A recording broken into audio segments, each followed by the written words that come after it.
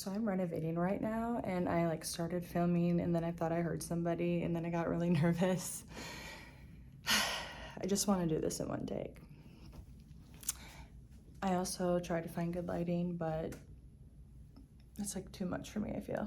Anyways, I am more nervous about just filming myself and doing this than telling you what I'm about to say. I feel like it's just weird for me, but it's what I'm trying to connect with people. So this is what I'm doing. Okay. Thank you everyone who have reached out to me about episode 1. I appreciate like everyone's kind words and feedback and questions. Something that people keep asking me is about how I came home at my foster home and my sister Leah wasn't there. I'm about to get one of those handheld things. My arm hurts already. Okay, so people keep asking me about when I lived in foster care. I came inside and I remember like walking inside, like I remember like the entire layout of this house. I go straight to where we put our shoes and all her shoes were gone. And then I ran into the bedroom that we shared. All of her stuff was gone. So I was devastated, and I've held on to it for a really long time. There are a lot of things that have happened to me that I just held on to. And later on in my life, in my 20s, like I knew that part of my healing was I needed to talk to my siblings about some of the things that have happened to me so that I could get closure. And this isn't one of them. Like, I didn't want to put that on her, that I felt that way, you know? I wanted to talk to her about things that happened. You know, like she struggled with addiction and just like a lot of things happened. I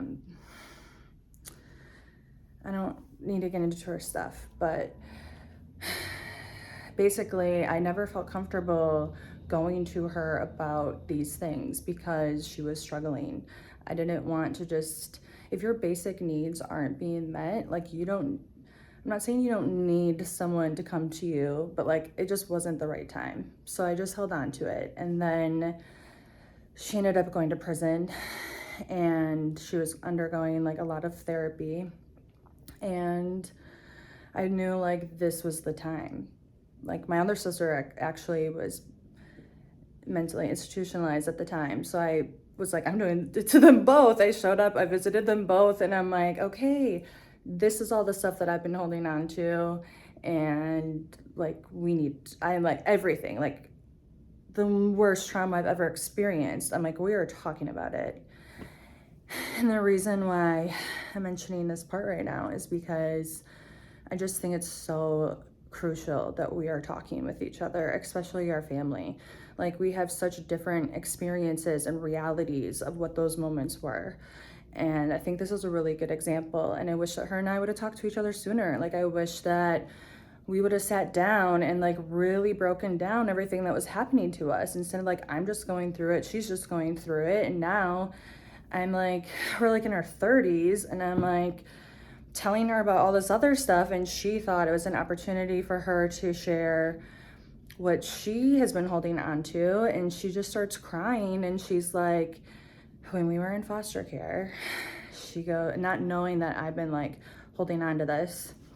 So she says, when I was in foster care, she's like, they asked me if I wanted to say goodbye to you. And I said no. And she got in the car and she drove away, and she just started crying, and she's lived with that guilt for like 25 years and more. Like she felt so guilty for doing that. And I'm like, she has no idea like how that affected me.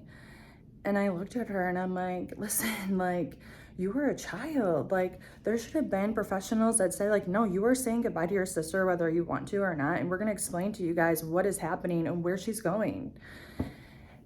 And like I said in episode 1, I think that the system is a little bit different, and I don't think, and I hope that they wouldn't do that today. And my hand is super shaky, I'm sorry, but I will find another system for this. Anyways, I just wanted to share that because there's a lot to the story that I had said in episode 1 that I didn't get into.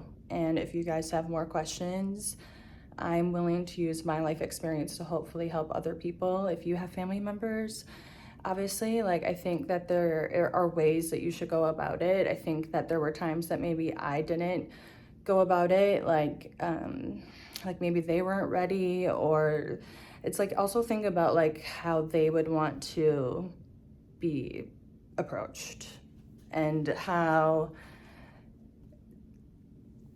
just think about each side and like be willing to just work with each other and hear each other. Like, there were moments where Leah and I were just like hugging and crying together, and it sucked. It was hard, but like, we both needed to do that, and I feel so much better now after doing that. Like, it totally changed my life. And so if we can just get through the hard stuff, I promise you, like, there's a rainbow on the other side. So, and I mean, there are siblings right now that are not talking to me. I'm not acting like I figured it all out. It's super complex. Like, it's not easy, but we have to be willing to try. So if you have any other questions about episode 1 or any feedback, let me know. I want to hear it, and thank you.